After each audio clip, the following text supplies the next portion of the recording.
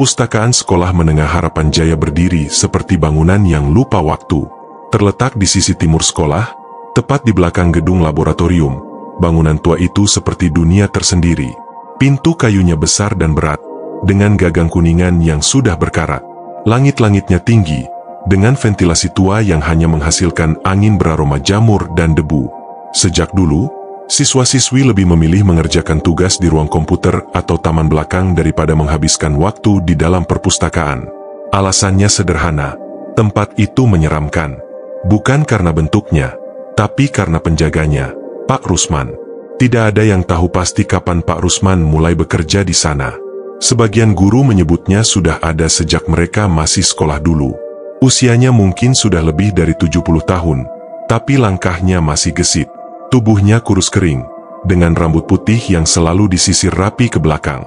Matanya tersembunyi di balik kacamata bulat besar, dan suaranya hampir tak pernah terdengar. Yang membuat murid-murid merasa tidak nyaman adalah kehadirannya yang terlalu tenang. Ia tidak pernah terlihat bicara dengan guru lain. Bahkan saat perpustakaan kosong, tetap terdengar bunyi langkahnya yang berkeliling rak, seolah ia tahu ada yang memperhatikan. Di antara semua rak, ada satu rak yang sangat dihindari, rak 7. Letaknya di sudut paling belakang, berdiri tegak menempel dinding batu. Rak ini tinggi menjulang, penuh dengan buku-buku tua yang tampaknya tidak pernah dipinjam. Tidak ada lampu yang meneranginya secara langsung, dan entah mengapa, bagian itu selalu lebih dingin dari area lain di perpustakaan. Setiap kali siswa tak sengaja mendekati rak 7, Pak Rusman pasti muncul entah dari mana dan berkata, "Buku di sana, tidak untuk kalian." Tidak pernah ada penjelasan lebih lanjut. Jika ditanya guru, mereka hanya mengangkat bahu. "Mungkin arsip lama," ujar salah satu staf tata usaha, walau nada bicaranya terdengar ragu. Suatu hari di bulan Oktober, datanglah seorang siswi kelas 11 bernama Tania. Pintar, penasaran, dan sedikit keras kepala. Ia ditugaskan mencari buku referensi sejarah lokal untuk tugas kelompoknya. Saat bertanya ke staf tu, ia diarahkan ke perpustakaan. Saat itulah untuk pertama kalinya Tania bertemu langsung dengan Pak Rusman. "Permisi, Pak," sapa Tania sopan. "Saya mau cari buku sejarah Jawa Barat." Pak Rusman hanya meliriknya sebentar, lalu berbalik tanpa suara. Ia berjalan ke salah satu rak tengah, mencari beberapa saat, lalu menarik satu buku tebal dan menyerahkannya. Tania berterima kasih, tapi melihat daftar isi, buku itu terlalu umum. Ia butuh yang lebih spesifik, sesuatu yang tidak ada di internet. Karena penasaran, ia mulai menjelajahi rak demi rak. Semakin ke dalam, semakin sepi dan dingin. Sampai akhirnya ia berdiri di depan rak 7. Dari dekat, rak 7 terlihat berbeda. Kayunya lebih tua, dengan ukiran aneh di sisi kanan, seperti huruf atau simbol kuno yang tak ia kenali. Banyak debu menumpuk di sela-selanya, dan buku-bukunya tampak seperti belum tersentuh selama puluhan tahun. Ada aura aneh dari rak ini, seolah sedang mengawasinya. Tania menjulurkan tangan, hendak menyentuh salah satu buku berwarna merah gelap yang tersembunyi di belakang deretan lainnya. Tapi sebelum tangannya menyentuh sampul itu, suara berat dan serak menggema dari belakangnya. "Itu bukan untukmu." Tania kaget dan berbalik. Pak Rusman berdiri di belakangnya, entah sejak kapan. Matanya tajam menatap tangan Tania. "Maaf, saya cuma ingin lihat mungkin ada yang berguna untuk tugas sejarah saya," jawab Tania gugup. Pak Rusman menggeleng pelan. "Rak ini tidak dibuka sejak lama. Jangan sentuh lagi. Kalau butuh buku lain, katakan saja." Dengan jantung berdebar, Tania mundur dan mengangguk. Tapi dalam pikirannya, pertanyaan mulai berputar. Kenapa rak ini dilarang? Kenapa tak pernah dibuka? Dan apa yang sebenarnya disembunyikan di dalamnya? Sejak hari itu, rasa ingin tahu Tania terus membesar. Ia mulai bertanya-tanya ke teman-temannya tentang Pak Rusman dan rak 7. Sebagian hanya tertawa dan menyuruhnya tidak cari masalah. Namun ada satu teman, Riko, yang tampak agak serius. "Aku pernah dengar cerita dari kakak kelas dulu," katanya suatu siang di kantin. "Dulu banget, ada anak kelas 12 yang ngotot masukin kepala ke antara rak-rak 7. Katanya dengar suara kayak orang bisik-bisik. 3 hari kemudian, dia pindah sekolah. Katanya kesurupan." Tania tertawa kecil, Tapi dalam hatinya ia menyimpan cerita itu. Malam harinya, Tania tidak bisa tidur. Rak 7 terbayang terus. Ia membayangkan buku merah gelap di rak itu. Tanpa sadar, ia mengambil buku sejarah yang dipinjamnya siang tadi dan membolak-baliknya. Tidak ada apapun yang menarik. Tapi kemudian, ia menemukan sebuah catatan kecil di bagian akhir buku. Ditulis tangan, dengan tinta hitam yang mulai pudar. Jawaban sejati ada di rak 7. Cari buku tanpa judul. Tangannya bergetar. Itu bukan bagian dari buku resmi. Seseorang menulis pesan itu, menyembunyikannya. Mungkin seseorang sebelumnya juga mencari jawaban. Dan mungkin, mereka menemukannya. Besok adalah hari Sabtu. Perpustakaan biasanya kosong. Dan Pak Rusman sering tak terlihat pagi hari. Tania tahu ia harus kembali. Dan kali ini, ia akan membuka rak 7. Sabtu pagi datang dengan langit kelabu. Kabut tipis menggantung di atas halaman sekolah. Tania datang lebih pagi dari biasanya, mengenakan jaket abu-abu dan menyimpan senter kecil di dalam tasnya. Ia tahu perpustakaan biasanya tidak ramai di akhir pekan, bahkan kadang tidak dibuka. Tapi hari itu, gerbang depan sekolah tidak dikunci, dan pintu perpustakaan terbuka setengah. Di dalam, suasana lebih sunyi dari biasanya. Lampu-lampu sebagian menyala, sebagian tidak.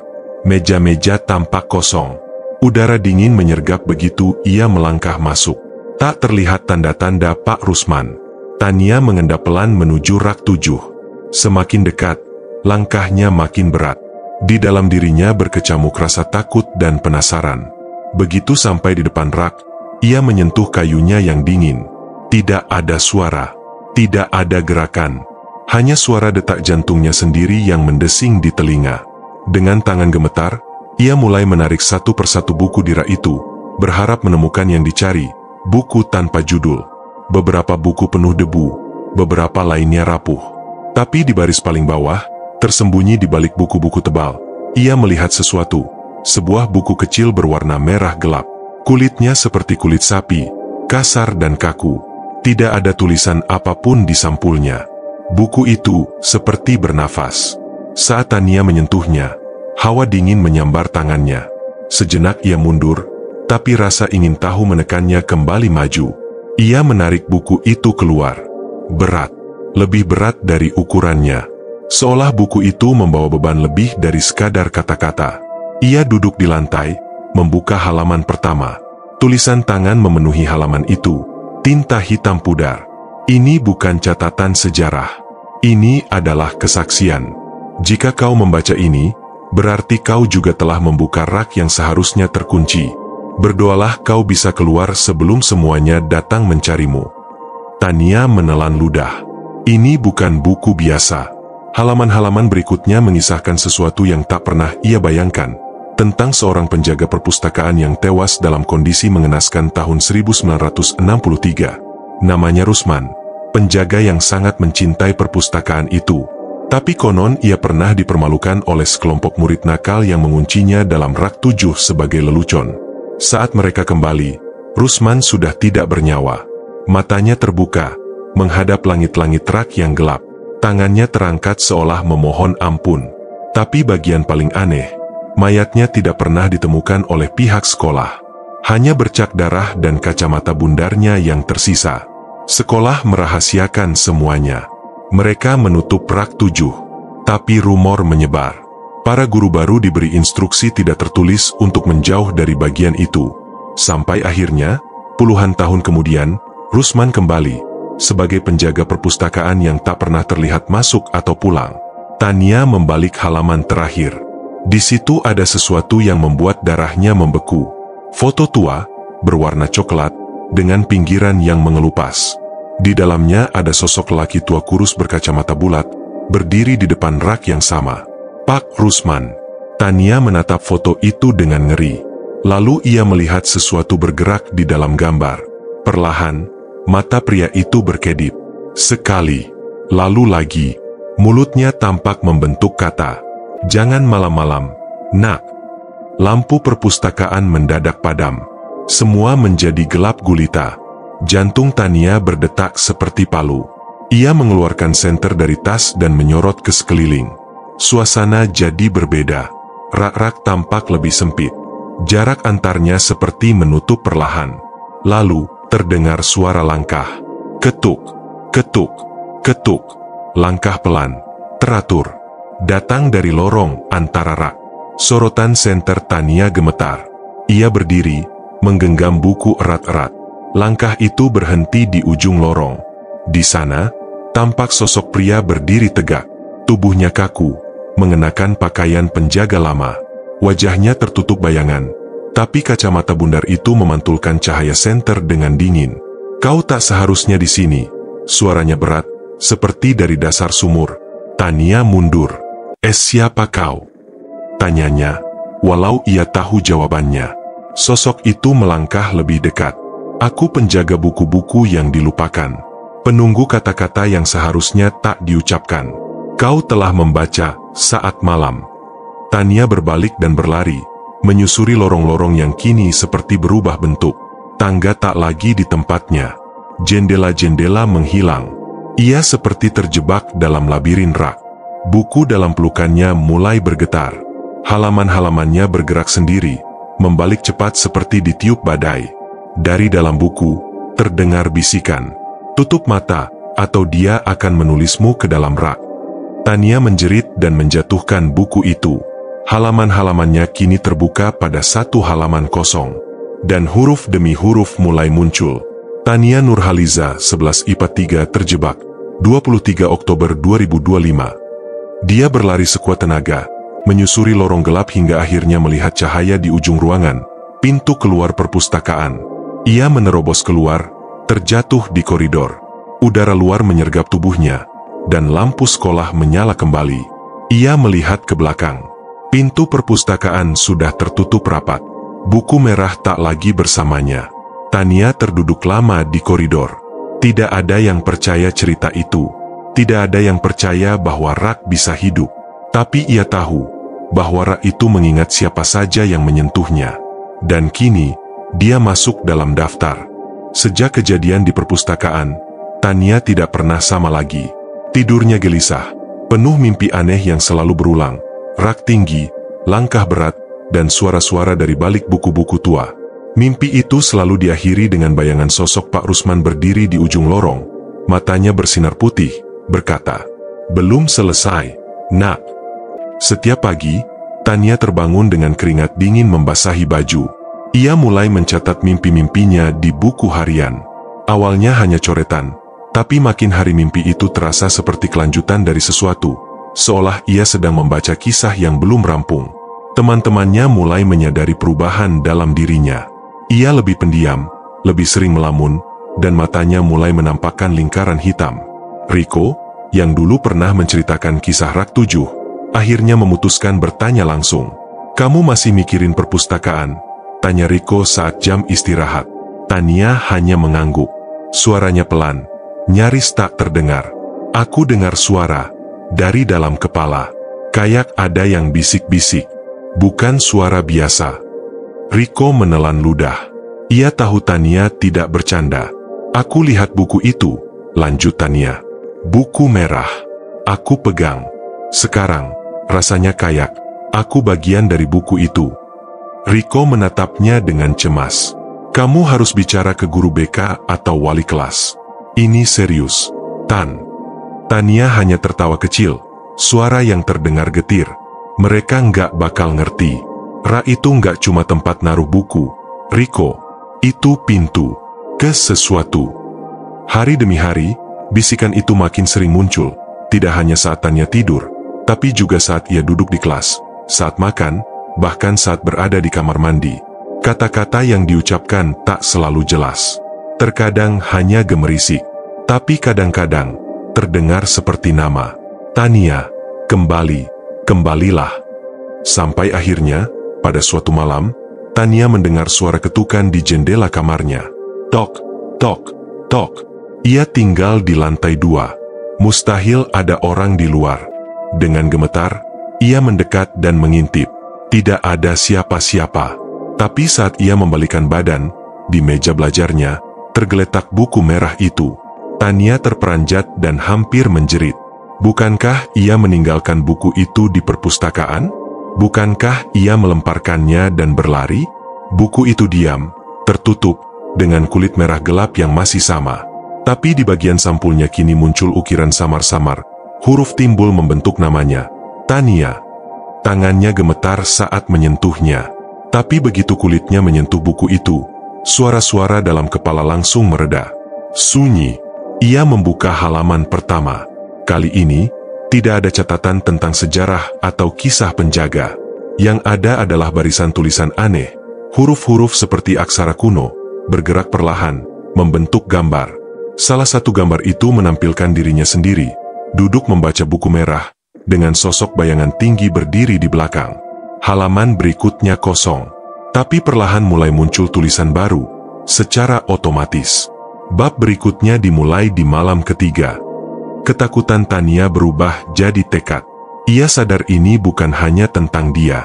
Rak 7 menyimpan sesuatu yang lebih besar. Dan jika dibiarkan, entah siapa lagi yang akan menjadi korban berikutnya. Esok harinya, Tania mengunjungi ruang arsip sekolah diam-diam. Ia mencari dokumen-dokumen lama, berharap menemukan catatan kematian atau berita kecelakaan yang terkait dengan perpustakaan. Setelah 2 jam mencari, ia menemukan satu artikel koran dari tahun 1963. Penjaga perpustakaan diduga hilang, pihak sekolah tutup mulut. Isi artikelnya samar dan penuh kontradiksi. Tidak ada nama disebutkan, tapi ada satu kutipan dari seorang siswa saat itu. Dia bilang buku itu bicara padanya. Buku yang gak ada judul. Malam terakhir, dia bilang dia akan masuk rak. Kami kira dia bercanda. Tania menutup artikel itu dan memejamkan mata. Semua cerita cocok. Ini bukan sekadar mitos. Ini nyata. Dan ia sudah menjadi bagian darinya. Malam ketiga pun datang. Tania memutuskan untuk kembali ke perpustakaan. Kali ini dengan senter, kamera ponsel, dan salib kecil pemberian neneknya. Ia masuk diam-diam lewat jendela kelas 9 yang tidak dikunci. Melangkah pelan menuju gedung perpustakaan. Angin malam terasa berbeda, tidak dingin, tapi menekan. Seperti udara enggan dilewati. Pintu perpustakaan, seperti sebelumnya, terbuka setengah. Tanpa lampu, gelap total. Begitu masuk, langkah Tania langsung mengarah ke rak 7. Buku merah ia genggam erat. Sampai di depan rak, ia melihat sesuatu yang tidak ada sebelumnya. Celah terbuka di belakang rak, cukup untuk dilewati satu orang. Di balik celah itu, lorong gelap memanjang. Udara dari dalamnya berbau tanah dan besi karat. Jantung Tania berdetak keras. Tapi ia tahu, ia harus masuk. Buku ini menuntunnya. Dan semua jawaban mungkin ada di dalam. Langkah demi langkah, ia menyusuri lorong. Dindingnya terbuat dari batu, basah dan licin. Di ujung lorong, sebuah ruangan terbuka, penuh dengan lilin yang menyala sendiri. Dan di tengahnya, sebuah meja dengan puluhan buku tak berjudul. Di antara tumpukan itu, tampak sosok duduk membelakanginya. Kurus, mengenakan seragam penjaga lama, kacamata bundar. Pak Rusman. Tania maju satu langkah. Saya mau tahu, kenapa saya? Tanyanya lirih. Pak Rusman tidak menjawab. Ia hanya menunjuk ke buku di tangan Tania. Aku penjaga dari mereka yang melupakan, katanya pelan. Kau membaca saat malam, maka kau penulis berikutnya. Lalu tiba-tiba, semua lilin padam, gelap total, dan bisikan dari seluruh dinding menyergap. Tulis, tulis, tulis dirimu. Tania membuka matanya dalam gulita. Dunia seakan terlipat dalam sunyi pekat yang menelan suara, cahaya, dan waktu. Ia tidak tahu sudah berapa lama terbaring di sana, di ruangan di balik rak 7 yang seolah berada di luar ruang sekolah. Satu-satunya sumber cahaya kini adalah lentera kecil yang menyala dari sudut ruangan, bergoyang pelan seperti diayun oleh angin tak terlihat.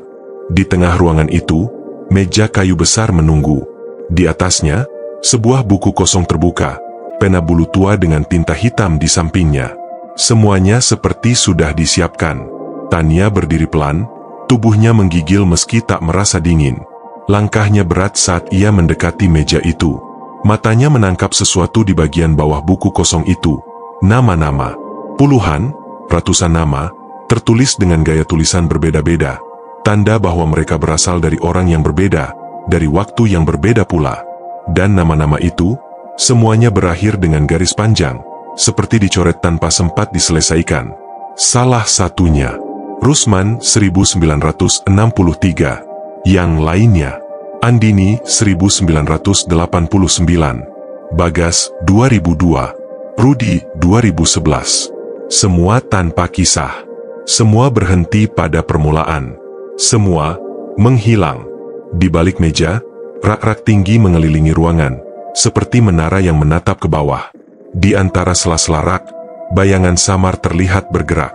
Mata, lengan, wajah-wajah tak utuh yang menatap Tania dengan diam. Dan di antara mereka, Pak Rusman muncul dari kegelapan. Meja itu, katanya pelan, bukan sekadar tempat menulis. Itu pintu. Sekali kau menulis, kau tak bisa keluar. Tania menelan ludah. Tangannya meraih pena, tapi berhenti di tengah jalan. Ia menatap buku kosong itu. Bayangan-bayangan mendekat perlahan. Bisikan mulai muncul lagi. Tulis dirimu, atau kami akan menulis untukmu. Tania menggeleng pelan. Kenapa harus aku? Pak Rusman menunduk. Karena kau membaca buku itu. Karena kau membuka rak 7. Karena kau tidak percaya saat diberi peringatan.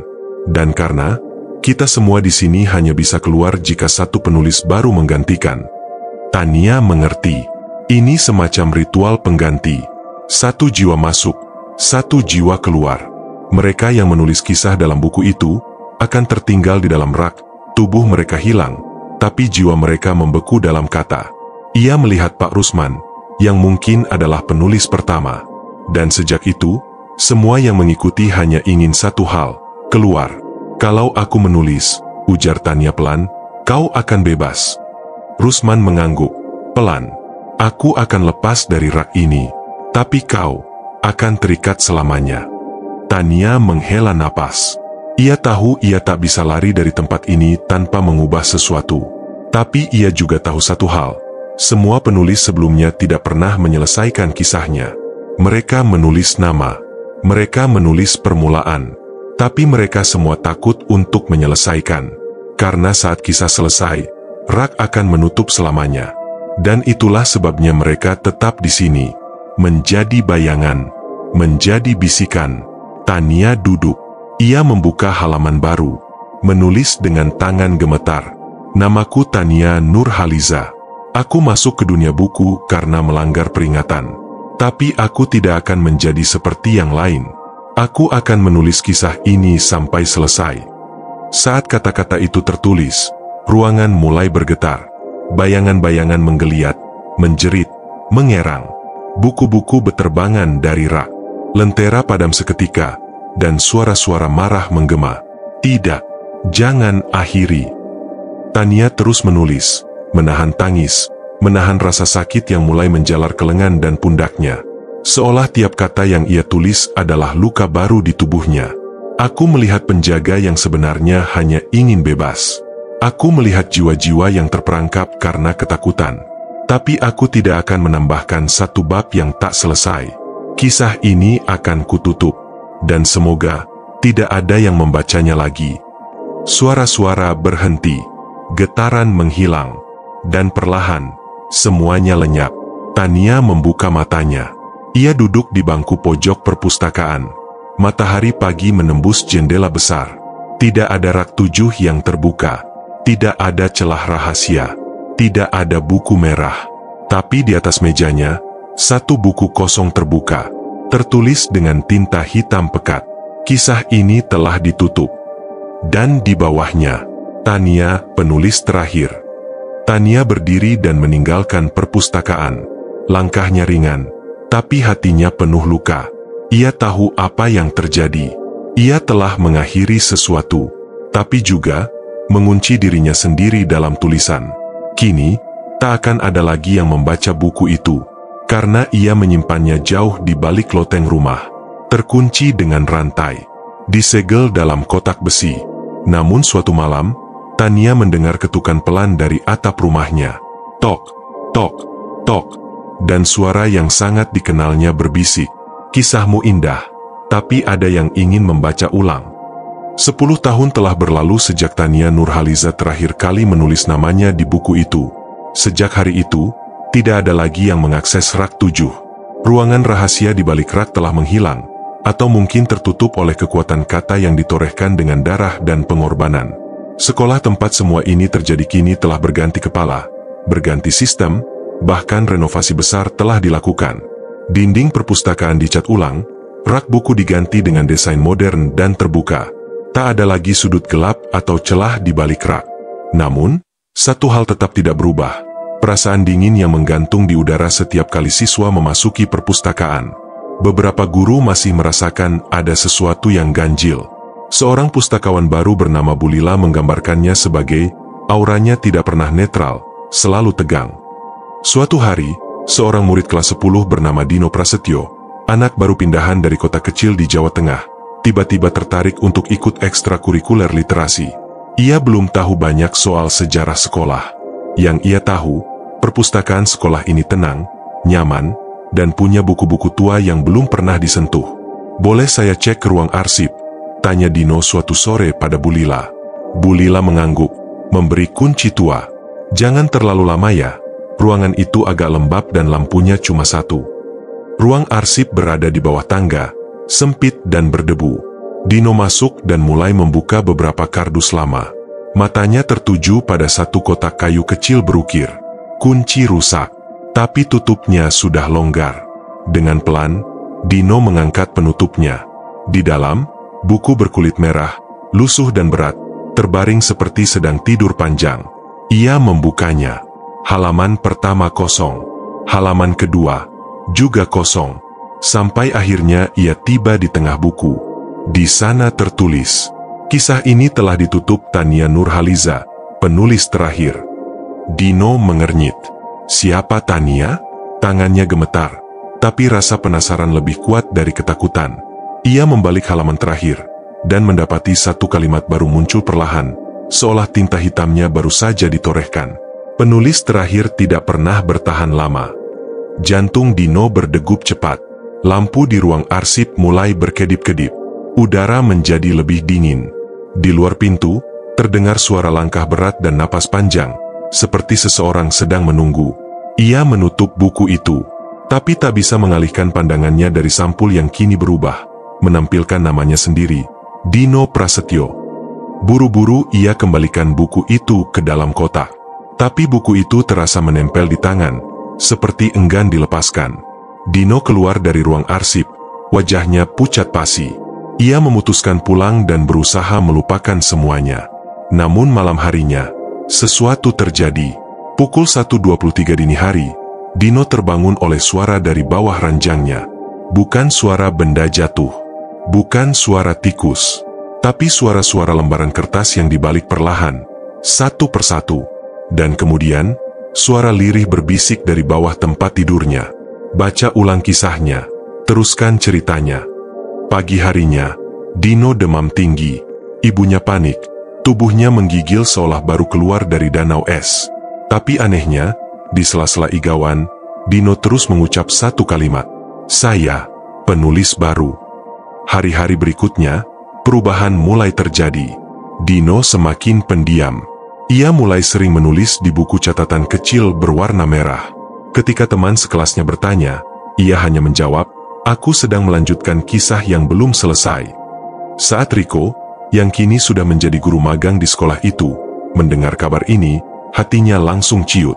Nama Tania muncul kembali dalam ingatannya, bersama rak 7, Pak Rusman, dan semua mimpi buruk masa lalu. Ia mendatangi Dino dan mencoba berbicara baik-baik. "Dino, kamu harus berhenti. Buku itu bukan untuk ditulis ulang." Dino menatap Riko, dengan mata kosong namun menyimpan nyala hitam di pupilnya. Ia menjawab dengan suara datar, "Kisahnya tidak boleh berakhir. Rak itu harus selalu punya penjaga." Malam harinya, Riko masuk ke sekolah secara diam-diam. Ia menyusuri perpustakaan yang kini tampak lebih terang, tapi aura itu masih ada, lebih berat dari sebelumnya. Ia menuju rak buku fiksi lama, dan di sana, di ujung deretan buku, ia melihatnya. Rak nomor 7. Sudah tidak diberi nomor. Tidak ada buku. Hanya bayangan menghitam dan celah kecil di antara papan kayu. Dan dari celah itu, muncul mata. Bukan milik Pak Rusman, tapi sepasang mata anak muda. Mata Dino. Riko mundur. Napasnya tersengal. Ia mengerti. Tania memang menutup kisah itu. Tapi dunia tidak membiarkan sesuatu yang hidup terlalu lama dalam diam. Seseorang pasti akan membaca kembali. Dan yang membaca akan menulis ulang. Lagi. Dan lagi. Dan lagi. Epilog.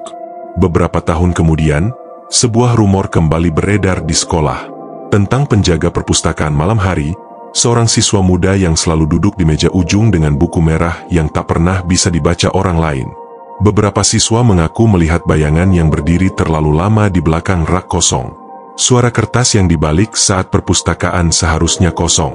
Dan jika kau cukup bodoh untuk bertanya ke meja informasi tentang rak 7, mereka hanya akan menatapmu lama sebelum berkata, rak itu sudah tak ada, tapi penjaganya masih di sana.